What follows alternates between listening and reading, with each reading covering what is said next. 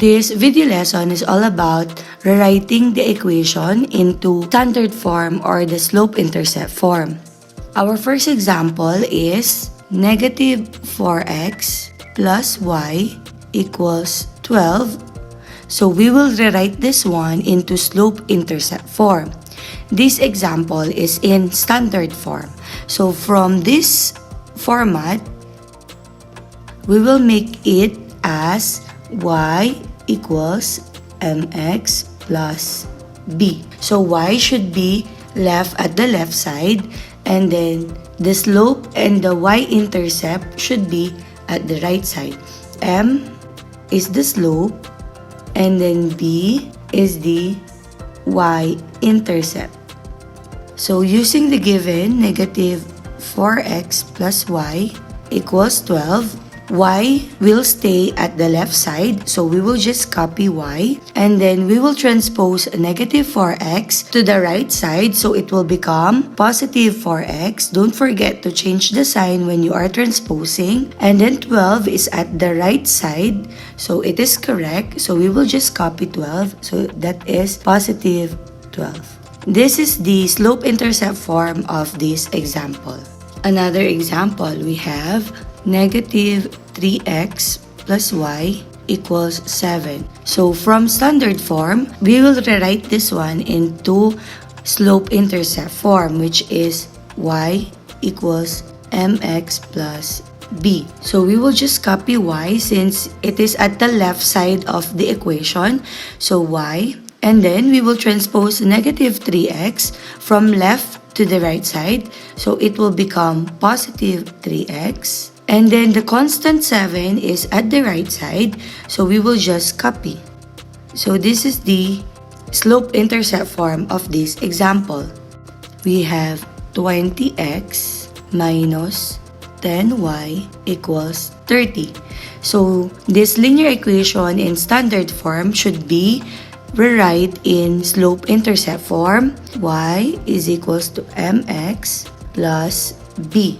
So we will copy the term with y, so that is negative 10y equals 20x will be transposed to the right side. So from positive, it will become negative 20x, and then we will copy positive 30. Since we don't have yet the value of y, we need to divide the whole equation using the numerical coefficient of y. Kung anong kasama ni y, siya yung pang-divide. So in this example, the numerical coefficient of y is negative 10. So we will divide everything by negative 10. So we have negative 10y divided by negative 10. Negative 10 will be cancelled, so we have y equals negative 20 divided by negative 10, that will become 2x. And then 30 divided by negative 10, that will become negative 3. So this is the final answer. Now, we will do the opposite thing. So from the slope-intercept form, we will rewrite them into standard form. So our standard form is ax plus by equals c. So let's try this one. We have y is equals to negative x plus 4. So we need to have ax plus by equals c. In this form, all of the terms with variables x and y should be placed at the left side, and the constant will be at the right side. So in this case, we will just copy y because it is on the right place, it is on the left side, and then we will transpose negative x. So in transposing, negative will become positive x. And then y is positive, so we will write plus in the middle, and then equals, the constant is 4. So this is the answer for this example. Let us have this example. We have y is equals to 2/3 x plus 5.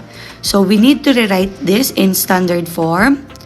Ax plus by equals c. Since y is at the left side, so we will just copy y, and then 2/3 x should be transposed from the right side to the left, so it is positive, so we will change it into negative 2/3 x, and then we will just write plus in between, and then the constant is 5.